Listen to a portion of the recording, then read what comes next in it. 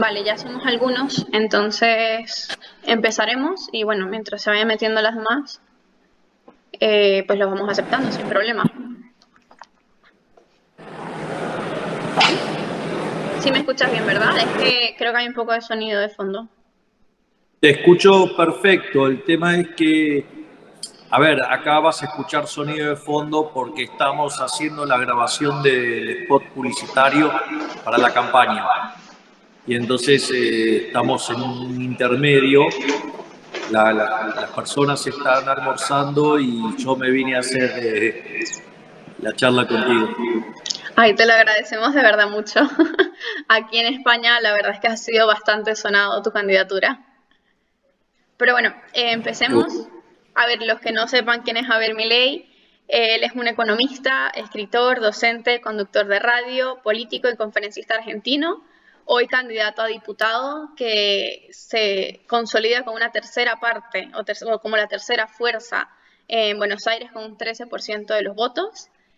Y bueno, empecemos.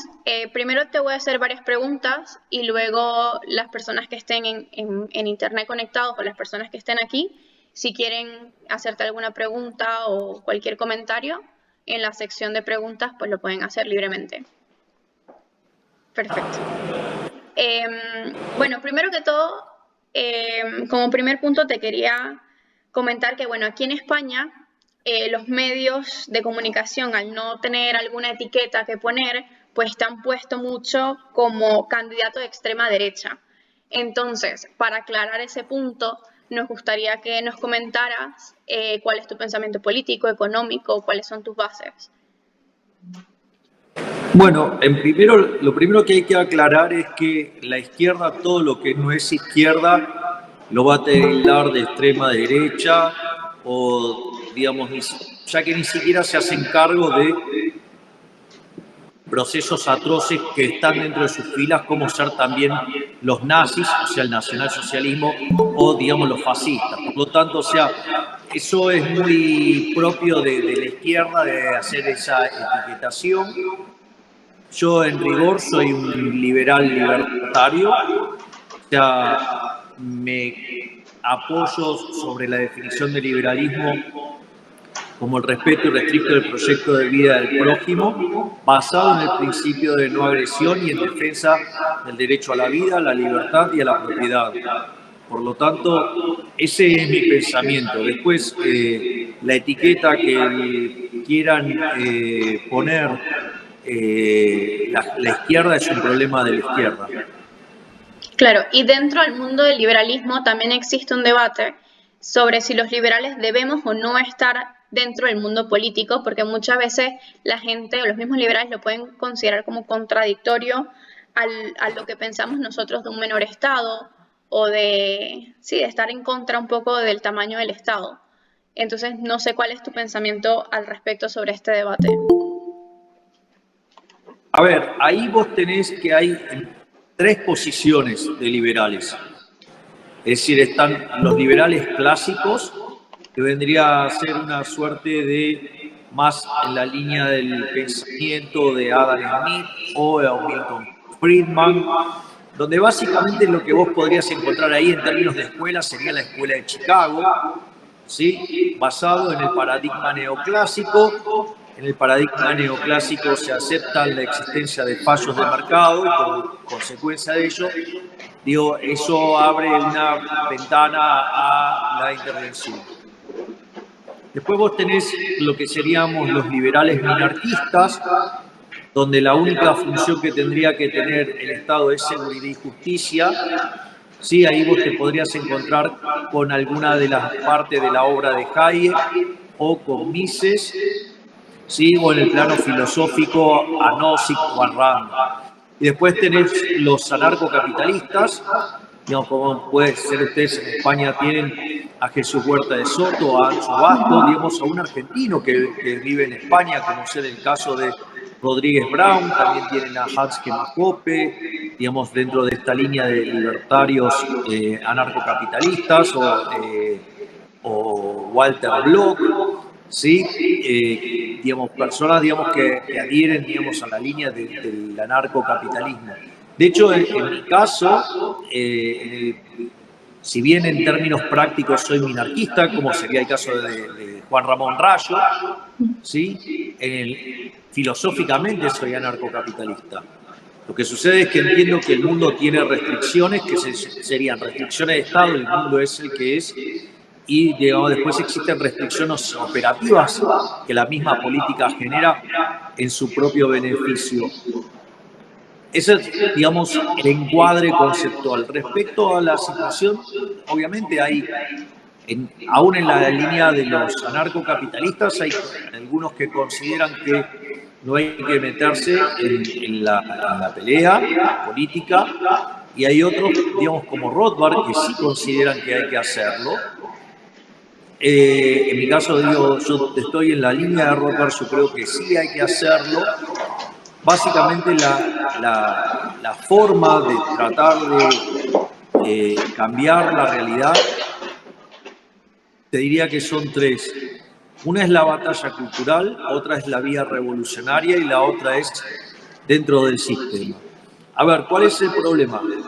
El problema con la batalla cultural, ¿sí? Yo llevo 10 años involucrado en la batalla cultural, pero con la llegada del nuevo gobierno, de hecho, alguien con quien yo estoy compitiendo en estas elecciones, que se llama Leandro Santoro, que es el primer candidato a diputado nacional por el Frente de Todos, es el asesor de medios de Alberto Fernández, es el presidente, y él se paseaba por los distintos canales de televisión diciendo que había que censurar a los libertarios y muy especialmente a mí no había que darme más lugar en la televisión. Por lo tanto, eso a mí me pareció una situación de gravedad extrema y naturalmente me pareció que el tema de dar la batalla cultural desde los medios iba a estar muy condicionada. Y de hecho la presencia de liberales en los distintos medios de comunicación cayó pero muy fuertemente. Es decir, digo, porque aparte lo estaba diciendo alguien que es el asesor del presidente y, digamos, y que era el que encargado de diseñar la estrategia de medios. O sea, no era cualquier persona. Entonces, ahí vos tenías complicada la situación. La otra es la vía revolucionaria. El problema es que la vía revolucionaria, te diría que tiene dos problemas. El primero y más grave de todos es que implica derramamiento de sangre. Entonces es como que resulta un poco complicado, digamos, vender la idea y que no esté haciendo conflicto con nuestra premisa del principio de no agresión. Entonces, ahí, desde mi punto de vista, después aparece otro problema más, porque el Estado tiene el monopolio de las armas, tiene el monopolio de la violencia. Por lo tanto, si quisiéramos levantarnos contra el Estado, va a ser muy costoso para nosotros. Es decir, difícilmente salgamos bien parados de eso. Y la tercera vía es entrar adentro del sistema y dinamitar el status quo de adentro. Por lo tanto, me parece que esa era la única vía razonable que tenía para seguir dando la batalla.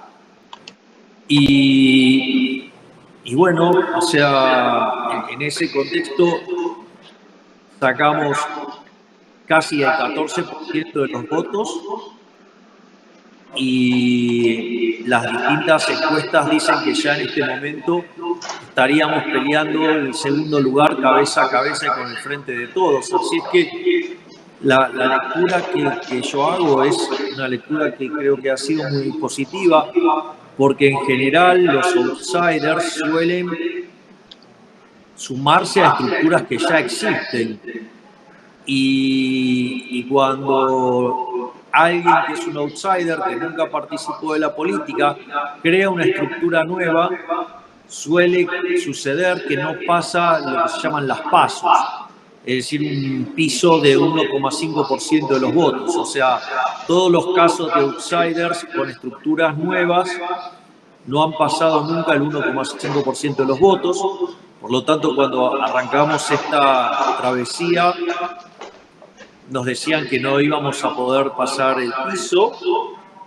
Después nos dijeron que íbamos a perder contra los votos en blanco. Después nos dijeron que íbamos a perder contra la izquierda. Después dijeron que ni de casualidad podíamos llegar a los niveles como para alcanzar a una banca de diputado nacional. Después nos dijeron que era un milagro si podíamos llegar a 9 o 10 puntos. Por lo tanto, haber llegado a 14 es una verdadera revolución, porque aparte, digamos, alguien fuera del sistema, sin los recursos, además, el oficialismo de la Ciudad Autónoma de Buenos Aires, no el gobierno nacional, sino, digamos, el oficialismo de la Ciudad Autónoma de Buenos Aires, además inventó artificialmente una lista pseudo-liberal para también complicar nuestra llegada, y a pesar de que le pusieron todos los recursos públicos, terminaron sacando menos votos que nosotros, porque sacaron 11% de los votos. Es decir, que lo que sería la interna liberal, con una parte yendo por dentro del sistema y con todos los recursos y con todo el aparato, ¿sí? Y una expresión, digamos, antisistémica, pudimos ganarles.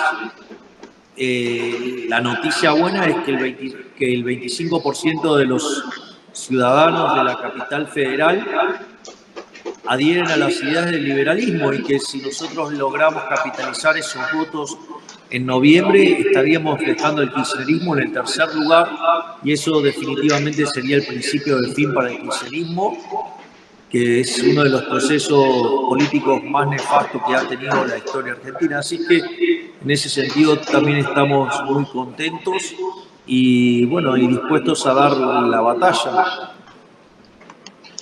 ¿Y qué crees que ha sido la razón para ver ese crecimiento de pensamiento liberal en la Argentina? Porque muchas veces pareciera que el país tiene que llegar a un punto muy malo para que la gente tienda a escuchar a los liberales, porque los liberales siempre están ahí, pero nunca se nos escucha. Situaciones, por ejemplo, como las de Venezuela, que tiene que llegar hasta un extremo para que la gente se plantee, aunque sea el pensamiento liberal o digamos, un estado más pequeño. Entonces, ¿qué crees que fue ese factor que llevó al crecimiento del pensamiento liberal en la Argentina? Yo creo que hay varias cuestiones que han jugado un rol importante. O sea, primero es que Argentina experimenta un proceso de decadencia incomparable en la historia del mundo durante el siglo XX. Argentina entró al siglo XX siendo el país con el PBI per cápita más alto del mundo. Y cuando llegó la pandemia, Argentina tenía el PBI per cápita que lo ponía al tipo de cambio paralelo, ¿no? Que lo ponía en el lugar 70. Y hoy, después de la pandemia, está a 120. Ese es el primer punto. Es decir, hay un proceso de decadencia. Segundo, también hay una cuestión en esa decadencia que es muy violenta a los ojos de la gente, y es que mientras que los políticos progresan en lo económico, en Argentina hay 40% de pobres y más de 11% de indigentes, es decir, en el país que se producen alimentos para 400 millones de seres humanos, con una presión fiscal sobre el campo del 70%, el Estado se lleva el alimento de 280 millones de seres humanos. ¿Y cómo puede ser que entonces en Argentina haya 5 millones de personas que no les alcanza para comer? Cuando los recursos que se lleva el Estado en términos de alimentos, ¿sí?, es 56 veces más grande. Es decir, es un despropósito. Por otra parte, hay que recordar que el movimiento liberal está impulsado originalmente por los jóvenes. Eso significa, y eso también tiene una lectura muy importante, porque en rigor la educación pública, independientemente que sea de gestión privada o de gestión estatal, es un sistema de adoctrinamiento.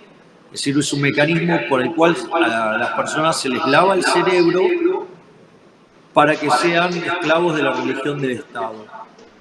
Y entonces, ¿qué sucede? Los más jóvenes tienen menos tiempo de exposición frente al sistema y por ende son más proclives a abrir la cabeza a otras ideas, sumado a la rebelión natural de los jóvenes contra el status quo. Y como el status quo recita los principios hasta los términos y en la metodología de la izquierda, naturalmente la rebelión es liberal. Ahora, si el movimiento solamente considerara a los jóvenes, los votos no habrían superado el 7 u 8%. Y entonces los hemos duplicado. Y hoy las encuestas estarían diciendo que triplicamos eso. Entonces, ¿qué es lo que está sucediendo? Quiere decir que nosotros, y eso lo fuimos viendo a lo largo de las distintas caminatas, y era que se estaba ampliando la base y que cada vez se iban sumando más personas de distintos segmentos etarios. Por lo tanto, eso describe la génesis y cómo se profundizó. Y después creo que hay un elemento,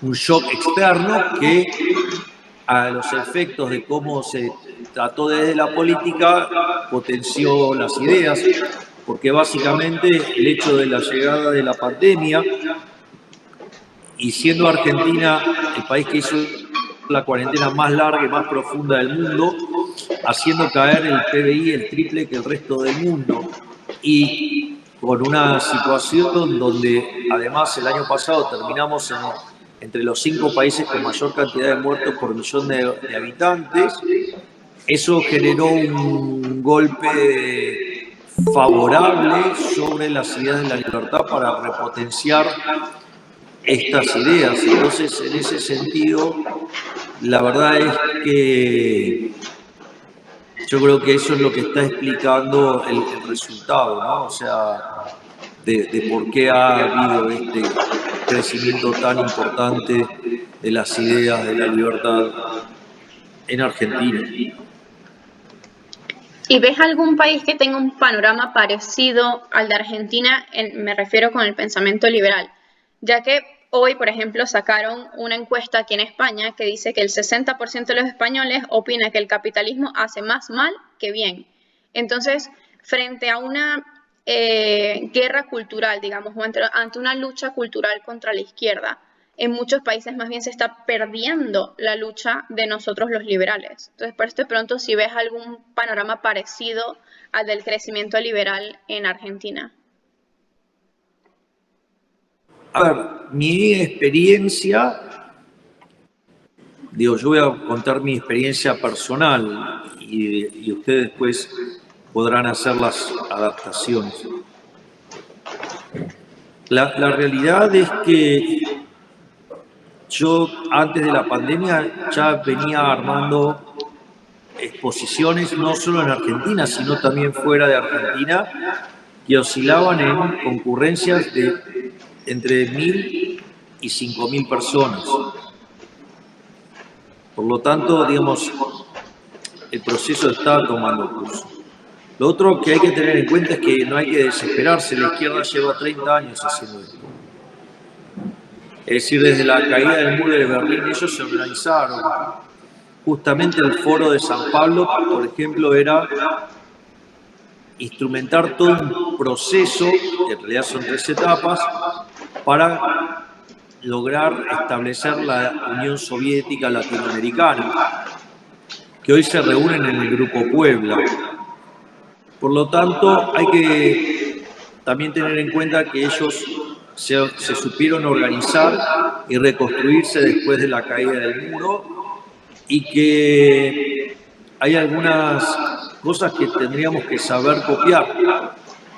Es decir, ellos básicamente lo que hicieron fue abrazar el manual de Gramsci. Gramsci te decía que para poder imponer el socialismo en la sociedad había que tomar los medios de comunicación, había que cooptar los artistas y había que meterse en la educación. Bueno, digamos, lo que hay que hacer es cortar todos esos andamiajes que ellos hicieron. No por, pero digo, esto, digamos, hay que tener mucho cuidado cómo se interpreta, hay que saber interpretarlo sanamente. Si ellos quisieran hacer esto, no hay nada malo en que lo quieran hacer. ¿Cuál es el problema? El problema es que ellos lo que hacen es utilizar los recursos del Estado para hacer eso. Y eso, digamos, es extremadamente violento. Es decir, y es extremadamente injusto. Y después se utilizan los recursos del Estado para perseguir a los que piensan distinto. Entonces, por eso, una de las cosas que yo le pondría a Bolsonaro, más bien llegó al poder, ¿qué hizo? Le cortó el financiamiento del Estado a la izquierda. Es decir, está bien que presenten sus ideas, pero que lo hagan como lo hacen el resto de los mortales, sin ponerle la pistola en la cabeza a otras personas para que lo financie y después hacer cosas en contra de esa persona. Como que es un doble robo, por decirlo de alguna manera. Es más, Trump lo hizo ya muy tarde en su gobierno. Yo creo que debería haberlo hecho antes. Y me parece que la clave es identificar que el gran enemigo es el socialismo y que no hay que darle tregua y que no hay que permitirles un milímetro y que la batalla no es solamente una cuestión cuantitativa, sino que la batalla esencialmente y en el fondo, que es además la que más cuenta de todas, la batalla es moral. Si me permitís, voy a hacer una reflexión sobre un libro maravilloso de Israel Kirzner, profesor de NYU, o sea, la Universidad de Nueva York, que tiene un libro donde aborda el tema de la cuestión distributiva, y una de las cosas que dice, mire, el sistema capitalista ha demostrado ser infinitamente más productivo que el socialismo. Pero el socialismo lo cuestiona porque es inmoral. Y ahí Israel Kirzner dice, si el sistema, por más que sea más productivo, está construido sobre bases inmorales, debe ser destruido a pesar de que sea más productivo, porque es injusto. Y lo que hace Israel Kirzner en ese libro es demostrar que el único sistema que es justo es el capitalismo de libre empresa. Y eso, digamos, me parece que es un tema central. Pero eso solamente lo van a llegar a entender o a internalizar cuando lleven la discusión al límite. Y cuando ustedes lleven la discusión al límite, lo que van a ver es que hay una confrontación de la teoría del valor. Entonces, los colectivistas abrazan la teoría del valor trabajo o alguna teoría objetiva del valor, mientras que los liberales, los defensores digamos, del individuo, abrazamos la teoría subjetiva del valor. Y entonces en esa discusión, a lo que van a notar es que a pesar de que la teoría objetiva del valor fue rebatida en la teoría económica y fue aplastada por la evidencia empírica, donde el socialismo, además, donde se aplicó, fue un fracaso en lo económico, en lo social, en lo cultural, y asesinaron a 150 millones de seres humanos, la pregunta es por qué entonces lo siguen sosteniendo. Y en realidad es que la teoría del valor trabajo, o la teoría objetiva del valor, la necesitan justamente para poder seguir abrazados a la teoría de la explotación de Rothbardus, perfeccionada por Carlos Marx en El Capital con la plusvalía. Y el problema central de esa teoría, ¿sí?, o esa construcción, es entonces que el eje central es la envidia, el odio, el resentimiento, el trato desigual frente a la ley, ¿sí?, el robo y, si es necesario, el asesinato. Entonces, El problema está en la cuestión moral y que cuando las sociedades empiezan a abrazar dosis crecientes de socialismo, es porque básicamente se están pudriendo las bases morales y eso después deriva en un conjunto de instituciones que terminan llevando al empobrecimiento. Entonces, si yo les tuviera que decir, miren, no es solo una cuestión de discusión cuantitativa, sino que es una cuestión de índole moral, y la discusión es moral. De hecho, si ustedes se fijan, todo el debate que yo planteo en Argentina lo planteo desde una óptica moral. ¿Y cómo ves ahora el futuro de Argentina? O sea, los pasos más adelante. ¿Hola? ¿Sí? ¿Me escuchas? Sí, porque parecía que se había cortado. Vale. ¿Cómo ahora ves el futuro de Argentina? ¿Qué pasos crees que sigan todavía por delante? Bueno, nosotros en este momento estamos focalizados en mejorar nuestro desempeño electoral hacia noviembre, y a la luz de lo que ello ocurra, después empezaremos a evaluar la posibilidad de expandir las ideas de la libertad hacia el resto del país. Ok, ahora pasaremos a la ronda de preguntas de la gente para así darle más o menos un tiempo de como 20-30 minutos a la gente para hacerte preguntas. Muchísimas gracias por responder todo. De verdad es un placer siempre que nos acompañes. Así que si alguien tiene preguntas, que levanten la manita que está abajo, o aquí si alguien tiene preguntas. Sí, aquí tengo una conjunto, así que si quieres pon ahí la cámara y... Sí. Dame un segundo. Ahora. ¿Se me escuchas, señor Milei? Hola, hola. Sí, escucho perfecto y veo que Felipe y Sol quieren hacer Espera, que preguntas. ahora no le escuchamos nosotros a usted.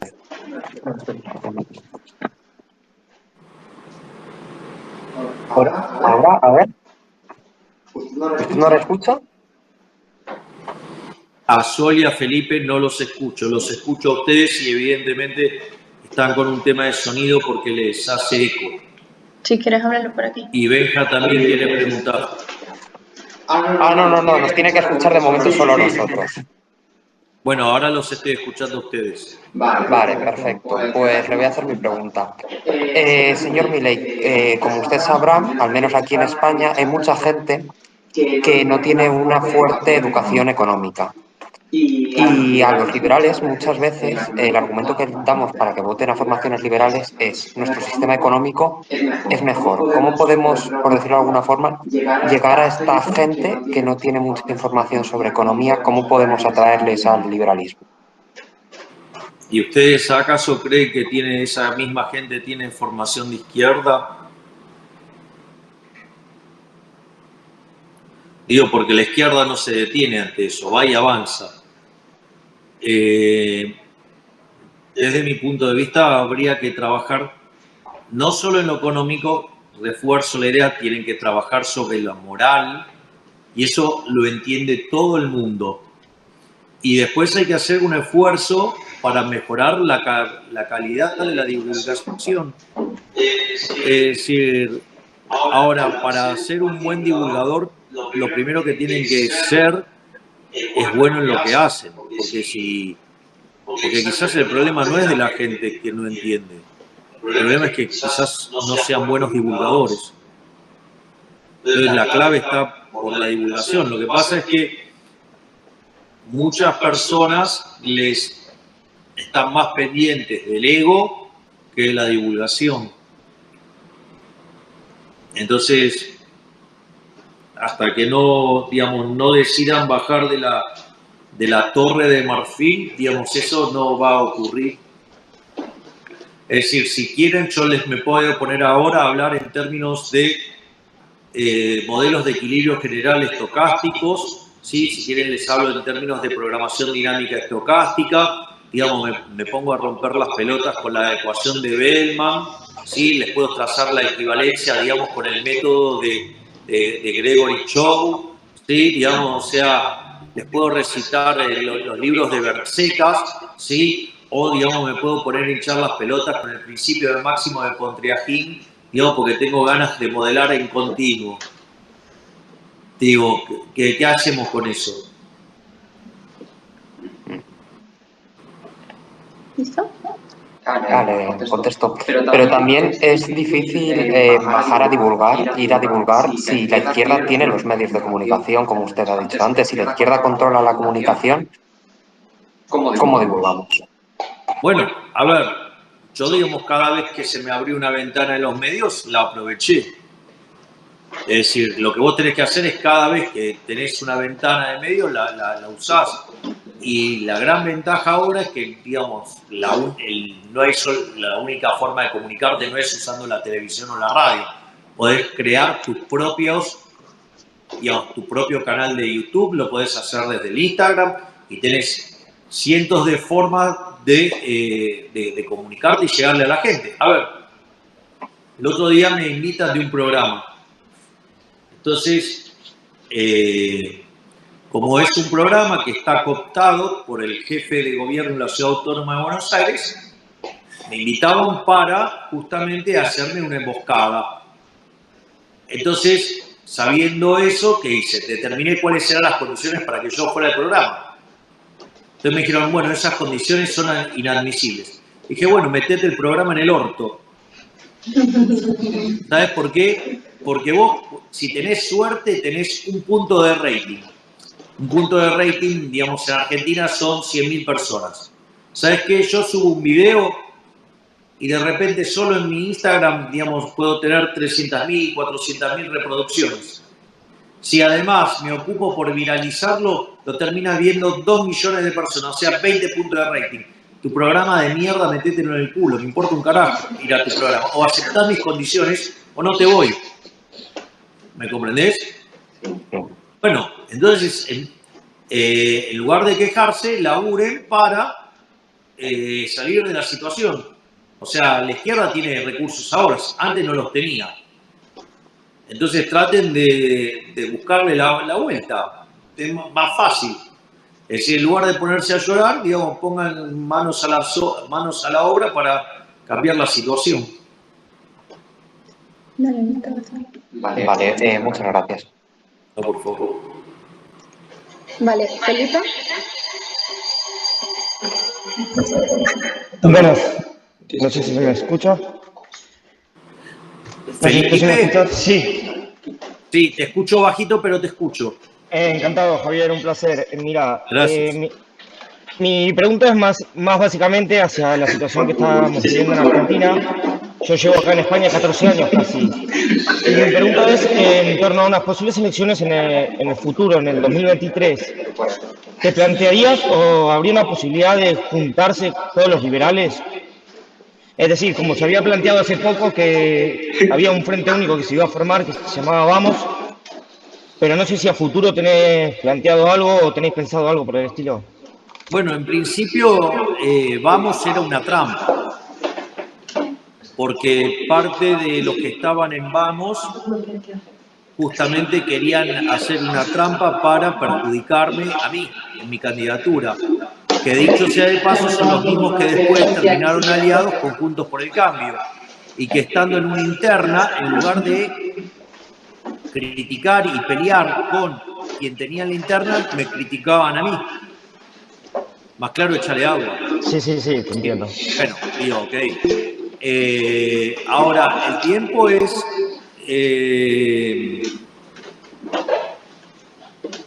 lo que yo estoy pensando es que de cara al futuro habría que tratar de agrupar las fuerzas políticas en torno a las ideas. Entonces, que de un lado estén los colectivistas, como podría ser el Frente de Todos, o sea, el kirchnerismo, la Unión Cívica Radical, que es parte de la Internacional Socialista, la Coalición Cívica, que es más socialista que los radicales, y las palomas de Juntos por el Cambio. Y por el otro lado, aquellos que ponemos en el centro de la escena la libertad, y en ese contexto estarían los liberales, los libertarios, los conservadores, la centro-derecha, ¿sí? El peronismo republicano, el peronismo federal, digamos, los menemistas y, digamos, los halcones de Juntos por el Cambio. Entonces ahí vos tendrías el espectro político reordenado en términos ideológicos y eso haría mucho más fácil la elección para las personas y mucho más fácil tener un mandato para los políticos para llegar digamos, a hacer un gobierno razonable. Porque vos fijate que las experiencias de armados electorales que logran ser exitosos para llegar al poder. La alianza fue un fracaso. Todavía vivías en Argentina vos. Sí, era chico pero vivía en Argentina, sí. Exacto. Después te pasó ¿con quién? Con Macri. Es decir, entró a gobernar y ya, más bien entró a gobernar, los radicales se le fueron para otro lado porque son de izquierda, la coalición cívica se le fue para otro lado porque son de izquierda. Y además, hasta los propios de él, las palomas les jugaban en contra. Por lo tanto, digamos, o sea, estaba fuertemente condicionado, no podía gobernar. Y entonces vos decís, bueno, está bien, pero estás hablando en el caso de la Alianza, un gobierno liderado por los inútiles de los radicales. En el otro caso decís, bueno, en realidad Macri era como una suerte de nuevo radicalismo, o sea, a ver, para que tengan una idea lo inútiles que son los radicales en Argentina, se dice que los radicales separan los problemas en dos, en los que no tienen solución y los que se arreglan con el paso del tiempo, por lo tanto nunca hacen nada. O sea, son unos inútiles. Lo único que les interesa es tener cargos en el Estado para tener choferes, secretarias, poder llevarse una vida de lujo que no podrían tenerla si vivieran en el sector privado. Y entonces, bueno, y ahora vino una coalición de esas características, pero con la impronta peronista. Entonces uno dice, bueno, ahora puede llegar a funcionar y no funciona tampoco ni siquiera con el peronismo.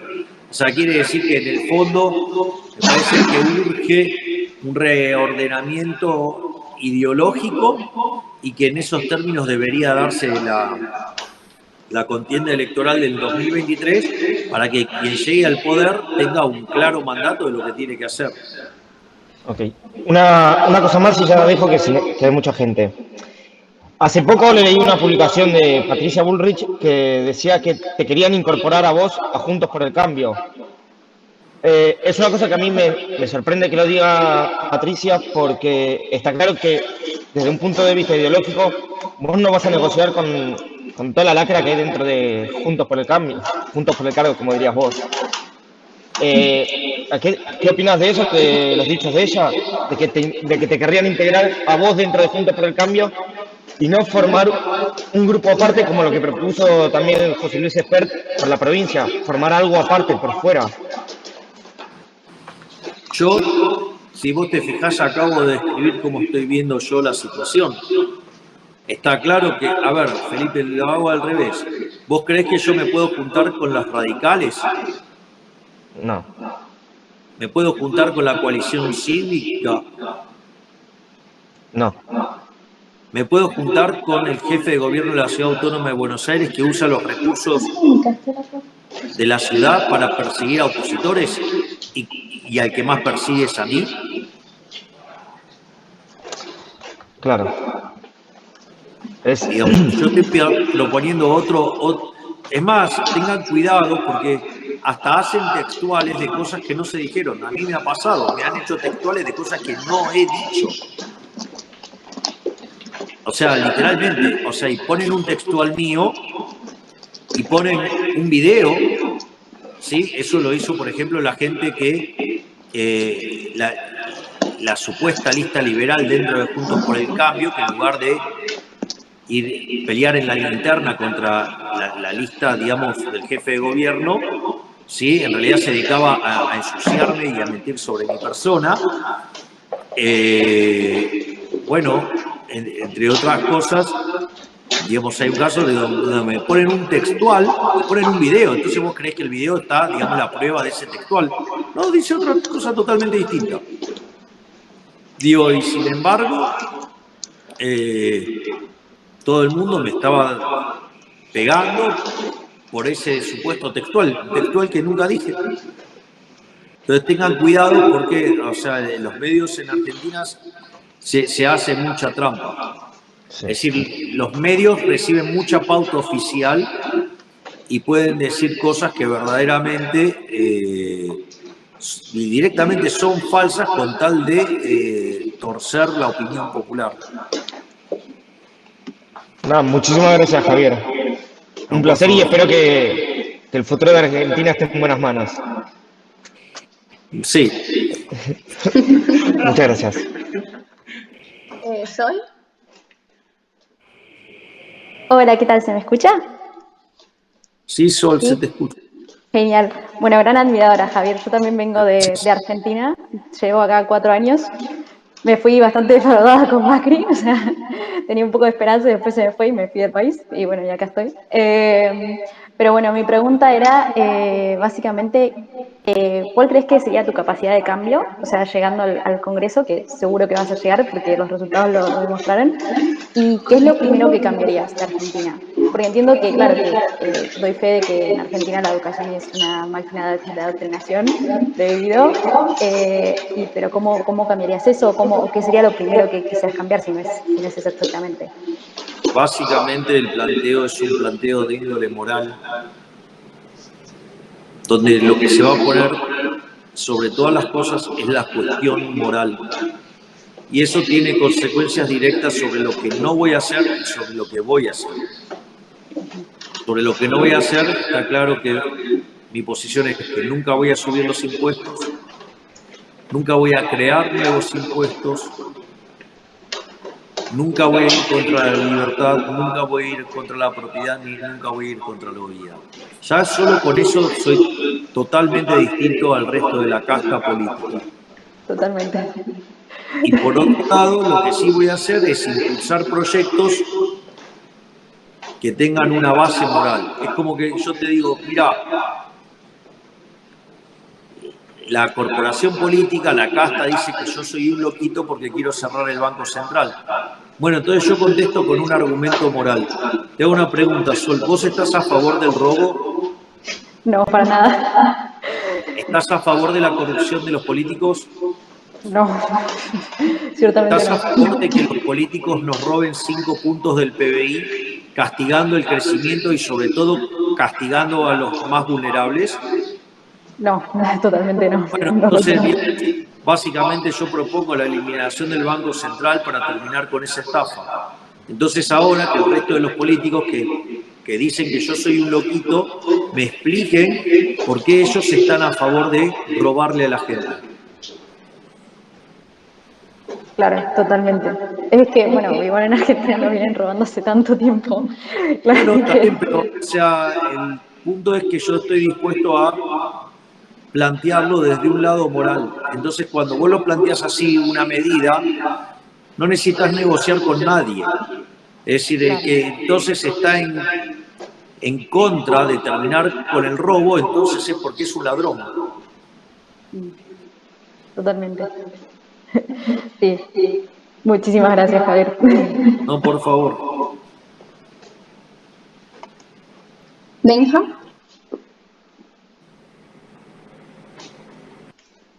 ¿Estás ahí, Benja? No sé. O Santiago, si quieres hacer la pregunta tú. Sí, sí, Bueno, sí. Benja, si estás ahí, dale tú primero que Sí, por estoy lista aquí. vas tú. Me tomo la cámara. Bueno, buenas tardes aquí en España, don Javier. ¿Qué tal? ¿Me Muchas escuchas? gracias. Ah, perdón. Gracias por atendernos. ¿Me escucha bien? Sí, Santiago, te escucho perfecto.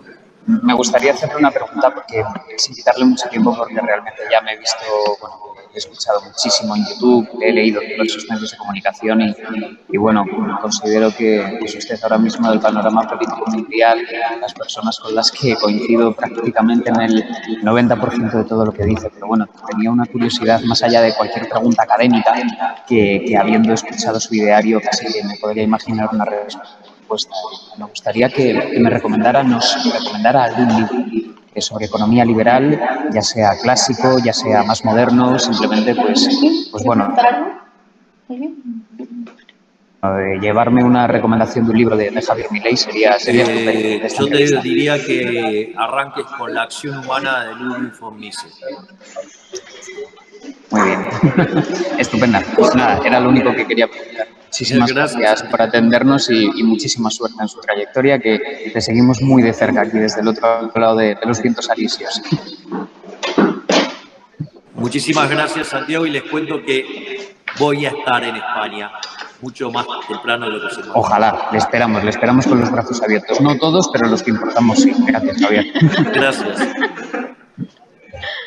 Ahora sí, venga. Hola, ¿ahora se me escucha? Sí, venga. Vale, perfecto. Bueno, buenas tardes y bueno, en primer lugar y antes de presentarme me gustaría darle las gracias por dedicarnos su tiempo. De hecho, es un placer escucharle para todos siempre y más en este formato en el que tenemos la posibilidad de interpelarle directamente. Yo soy Benjamín Rodríguez, soy periodista y colaborador de un medio de creación reciente, el medio digital que se llama Política Ahora. Y bueno, me gustaría hacerle dos preguntas que creo que para hacerlo un poco más dinámico, si las voy a hacer, si lo considera oportuno, se las voy a hacer seguidas y usted ya va respondiendo pues, en el orden que usted considere. En primer lugar, querría preguntarle qué opina del supuesto fraude que le hicieron a Trump en Estados Unidos y si cree que este caso tan mediático va a tener algún tipo de repercusión hacia los liberales o hacia el movimiento liberal, pues, tanto en Estados Unidos como bueno, también a nivel global. Y después, en segundo lugar, me gustaría comentarle una duda que puede ser un poco más teórica, pero también podría tener su repercusión práctica, y es que hay una de las concepciones que más interesantes me parecen del liberalismo es esa visión como marco de utopías, de ese marco que hablaba Nozick. Y no obstante, querría plantear esta cuestión enfocada en la práctica, en el statu quo, y en este sentido querría plantearle el supuesto de que los estados actuales, dominados por el paradigma socialdemócrata, en el supuesto de que permitiesen a los individuos manifestar su adscripción o su desistimiento de ese contrato hipotético al Estado, en este supuesto habrían solucionado esa ilegitimidad de origen que tanto pues, criticamos tanto desde la perspectiva libertaria como liberal. En esta situación, ¿qué línea de ataque al Estado a qué línea podríamos recurrir desde el liberalismo en el supuesto de que quedase algo? Y bueno, muchas gracias por su tiempo. Bueno, respecto al caso de la elección de Estados Unidos, aquellos que suelen estar mucho más involucrados con las elecciones de Estados Unidos saben que los demócratas tienen como cualquier partido con tendencia de izquierda, tienen la costumbre de hacer trampas, ¿sí? El problema es que esta vez es como que se fueron un poco de lo normal, ¿no? Claramente, de hecho, Trump sabía que con el tema de los votos por correo y eso, digamos, iba a generarle un problema y que podía, digamos, generarle una situación. Y hay situaciones anómalas, por lo tanto, digamos, los demócratas suelen ser tramposos y parece que esta vez lo fueron un poco más, pero digamos, el hecho de Trump de ir contra el status quo, digamos, hasta los propios les terminaron jugando en contra. Esa es lo que, digamos, mi visión de lo que pasó en Estados Unidos. Y respecto de cómo dar la batalla, digo, hiciste una pregunta muy larga y muy abierta y,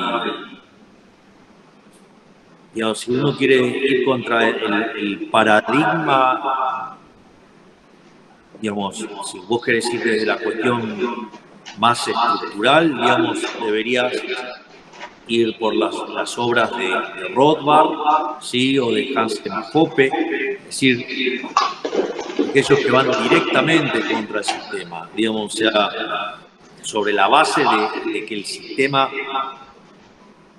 tal como está planteado, es inmoral. Y eso, digamos, te va a simplificar la cuestión y va a ser más directo el ataque. Es decir, por eso me parece que es mucho más útil trabajar sobre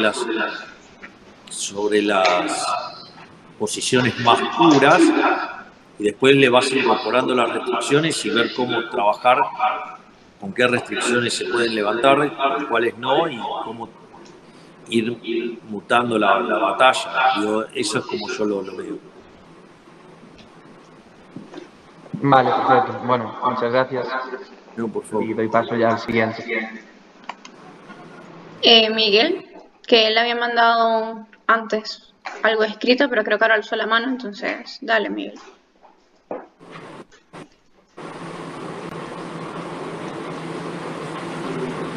No te escuchamos, Miguel.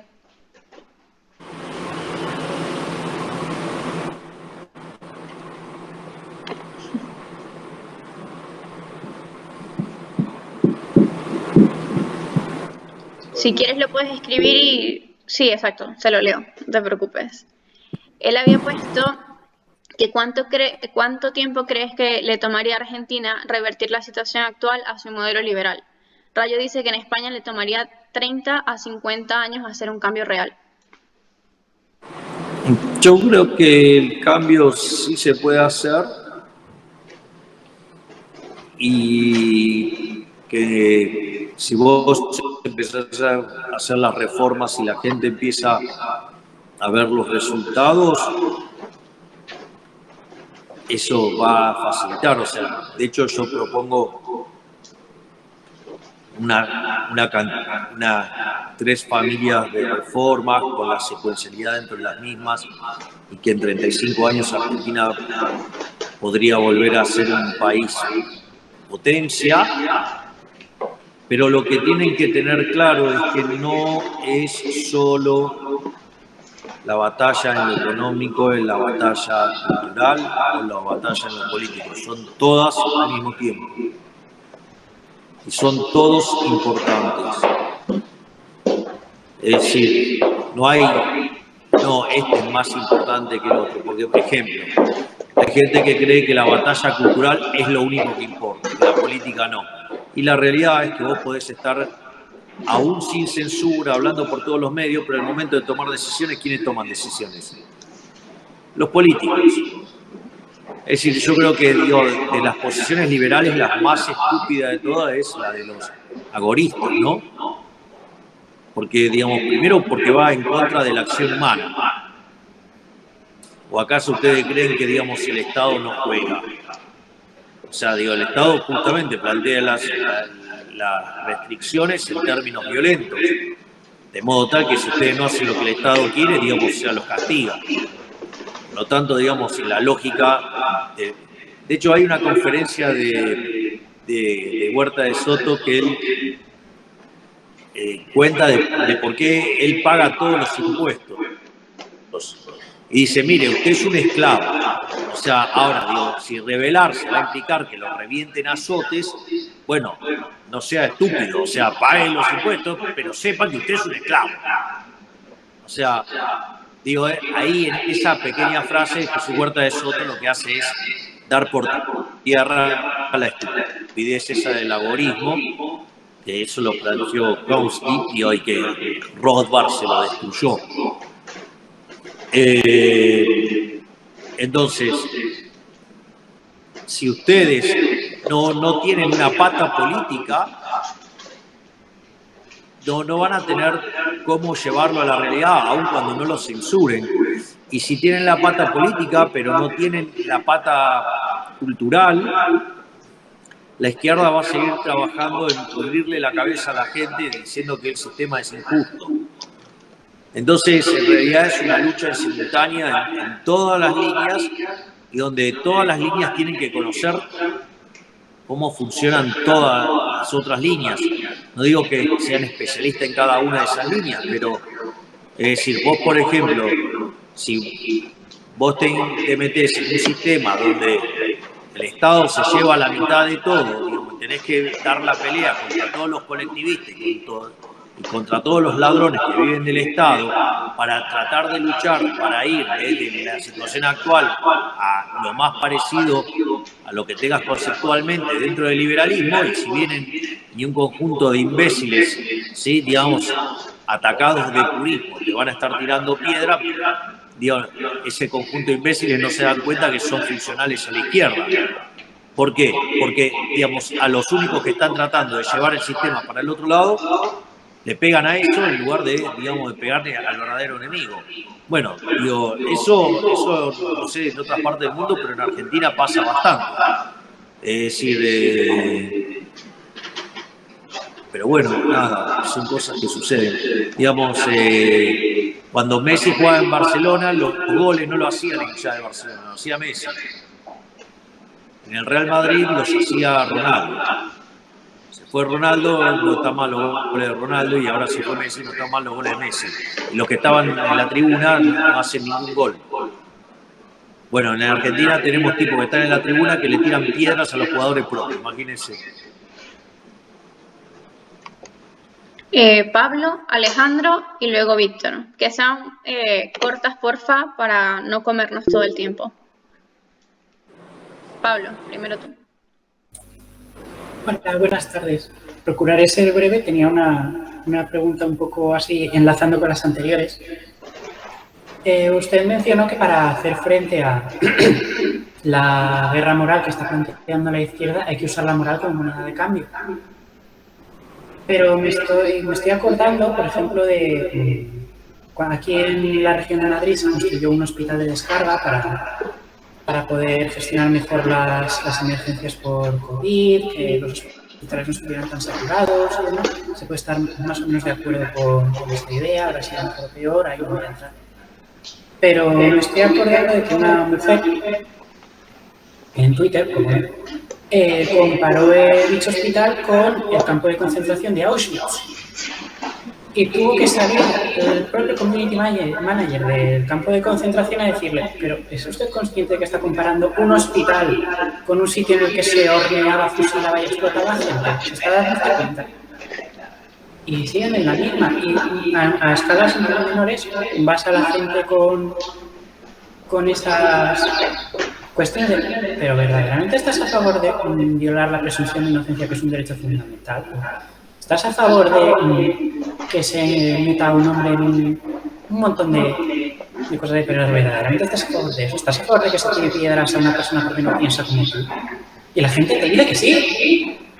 Entonces es como con ese nivel de no sabía decir si desquicie, ¿cómo se hace frente desde ese punto de vista a esa barbarie? No hay manera de ponerles frente a esa... Es que no me sale. Frente a esa barbaridad y decirles: pero ¿no te estás dando cuenta de lo que estás diciendo? A ver, lo voy a poner en otros términos, Pablo, los más abruptos. Si Miguel fuera un asesino, digamos, ¿eso justifica que vos seas un asesino? O sea, que te conviertas en un asesino. Depende de a quién le preguntes. Dice: no, sí. No te estoy preguntando a vos, que es el que estás haciendo el cuestionamiento. A mí no. Bueno, entonces, o sea, que otras personas actúen mal no es fundamento para que uno actúe mal. probablemente lo que mejor uno puede hacer es dar testimonio también con su acción. Es decir, es un proceso largo, la batalla cultural tiene varios aspectos y ya estoy cerca de... tengo que volver al set de grabación. Pero, digamos, que haya conductas incorrectas, digo, no ameritan que uno se porte mal, primer punto. Segundo punto, cuando una persona tiene una opinión, o sea, por ejemplo, Pablo, vos podrías pensar que yo soy un imbécil, que soy un idiota, que cualquier cosa. Y me lo decís en la cara. ¿Y cuál debería ser mi reacción? Bueno, ¿qué podría decir? Nada. Si es tu opinión es tu propiedad, yo soy liberal, digamos, dentro de las cosas que defiendo de la propiedad privada. Por lo tanto, si vos me querés decir eso, no hay ningún problema. Vos, digamos, justamente la libertad tiene que ver con, de expresión tiene que ver con que vos me puedas decir cosas que a mí no me gustan. O sea, ahora bien, ¿dónde aparece el problema, si vos querés, con esa expresión, por decirlo de alguna manera? Bueno, en realidad, si fuera todo un proceso de libre mercado, la gente quizás descubre que vos estás equivocado y entonces eso después te termina a vos sepultando. Ahora, el problema radica que cuando hay alguien que te dice esas cosas porque está siendo financiada por el aparato represivo del Estado. Y entonces usan los recursos conseguidos por la vía violenta, que son los impuestos, para financiar la persecución a los que piensan distinto. Que es lo que yo estoy recurrentemente denunciando en la Ciudad Autónoma de Buenos Aires, donde el jefe de gobierno utiliza los impuestos para perseguir a aquellos que piensan distinto. Bueno, ya nos hemos quedado sin tiempo, no te vamos a quitar más tiempo a ti. Milei, muchísimas Sí, porque gracias. tengo que volver al set. Sí, no te preocupes. Muchísimas gracias. Así que, bueno, cualquier muchísimas cosa gracias a a la ustedes. orden. O sea, aquí estamos SFL Gracias. Madrid para cualquier cosa. Un saludo y muchísimas gracias a todos los que asistieron online y bueno, presencial. Muchas gracias. Hasta luego. Hasta luego.